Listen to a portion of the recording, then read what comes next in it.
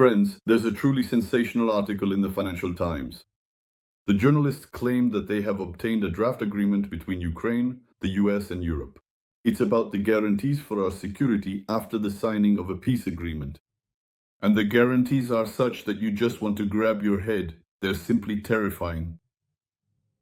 In short, it turns out that if Russia violates the peace agreement with Ukraine, then within 24 hours they will receive a formal diplomatic warning from Europe and the United States. And during this time, the armed forces of Ukraine are supposed to, so to speak, hold back this onslaught, this aggression, and stop the violators.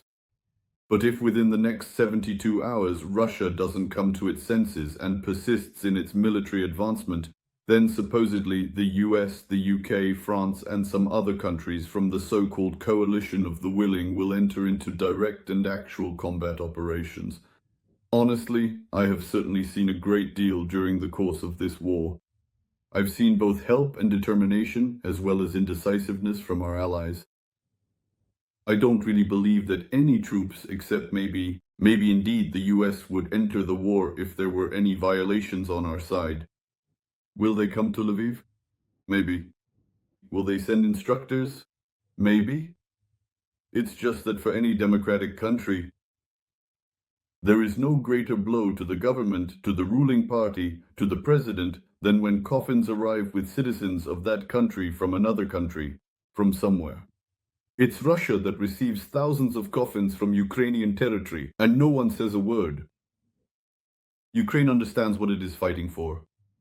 If we were at war, or Poland, or the United Kingdom, or any other country, somewhere, who knows where, and they received a bunch of casualties from there, in that case, well, no government would be able to hold on to power, because people would ask, why is my son, my brother, my father dying there?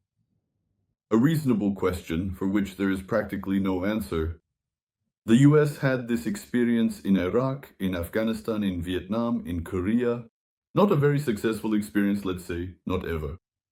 So the idea that someone will rush into Ukraine and sit next to us in the trenches, guys who are shooting there with assault rifles or machine guns or operating drones and logistics, that in Sumy region, the same kind of driver as Yana from France will be doing this job too.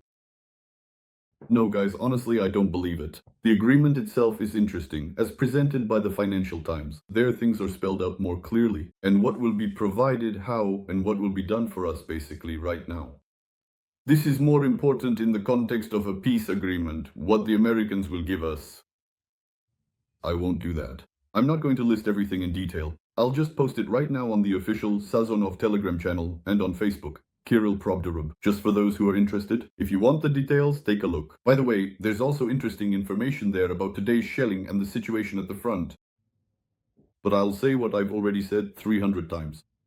We can be provided with advanced weapons, artillery shells, long-range missiles, drones, financial support, and a whole bunch of kind words.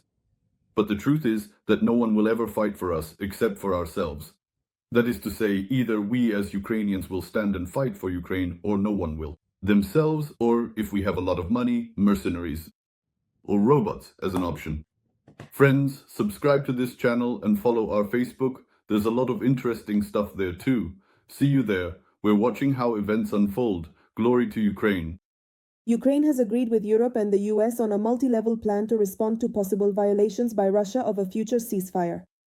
According to the Financial Times, citing sources, any systematic violations of the agreement will trigger a coordinated response from the West. Within the first 24 hours, a diplomatic warning is planned, and if necessary, actions by the Ukrainian army to stop the violation. If hostilities continue, the so-called coalition of the willing will be engaged. EU countries, the United Kingdom, Norway, Iceland, and Turkey.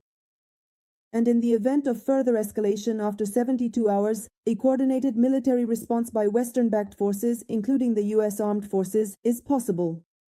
Meanwhile, on the night of February 3rd, Russia launched a massive strike on Ukraine. Explosions were heard in 8 regions.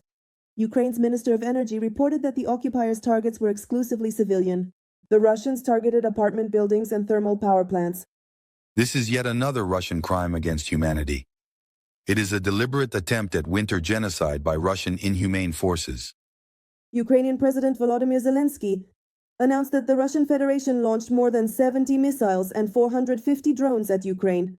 For Russia, using the cold winter days to intimidate and terrorize people is more important than using diplomacy. And this very vividly demonstrates what is needed from our partners and what can help.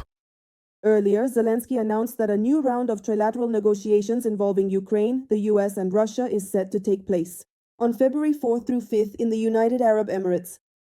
Ukraine is ready for a substantive discussion, and we are interested in ensuring that the outcome brings us closer to a real and worthy end to the war. Meanwhile, it has become known that the special envoy of the US president will join the negotiations between Ukraine and Russia in Abu Dhabi. Steve Witkoff,